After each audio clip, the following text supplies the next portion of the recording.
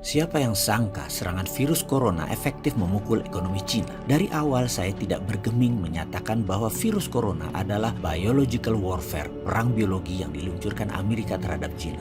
Ini semua bagi pengamat pertahanan adalah lanjutan dari perang dagang Cina-Amerika. Amerika kalah dagang dengan Cina dalam 10 tahun terakhir, atau bahasa ekonominya defisit. Yang kemudian di zaman Trump, Amerika balas dengan meningkatkan tarif masuk yang mahal bagi barang Cina. Ternyata tidak juga memukul Cina.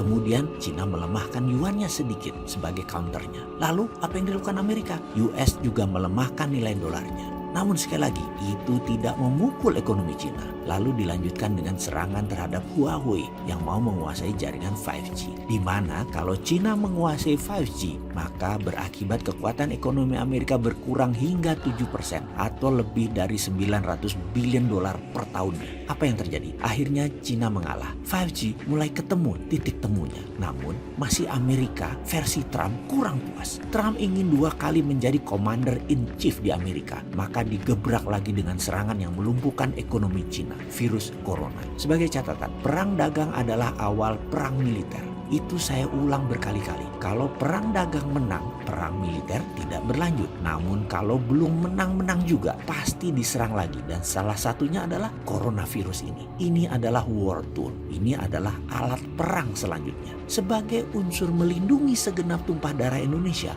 maka penanganan virus corona di Indonesia seharusnya pemimpinnya, garda terdepannya adalah Kementerian Pertahanan. Di bawahnya Menteri Luar Negeri, Menteri Dalam Negeri, Menteri Kesehatan, dan Menteri Sosial. Ini harusnya mendapatkan perhatian super serius dari pemerintah. Apa efek lainnya? Kita ini ketergantungan sama Cina kan sudah luar biasa. Ya importnya, ya ekspornya. Setiap barang di Indonesia itu pasti ada unsur Cinanya. Untuk melindungi Indonesia dari virus mematikan tersebut, ada baiknya selama 3 bulan atau 6 bulan ke depan tidak ada barang impor dari Cina. Juga mengirim ekspor ke Cina tidak bisa dilakukan atau dibatasi karena Cina itu shutdown. Juga jangan terima migran atau buruh Cina. Jangan, tutup. Semoga hal ini tidak ditanggapi sama pejabat yang sering melindungi kepentingan Cina di Indonesia. Sesekali dia melihat kepentingan yang lebih luas gitu loh. Gak NKRI banget sih lu. Dengan tidak adanya barang dari Cina tadi, ini menjadi peluang bagi Indonesia untuk memulai berdiri di atas kaki sendiri. Kita harus mulai produksi sebanyak-banyaknya. Apapun kebutuhan dalam negeri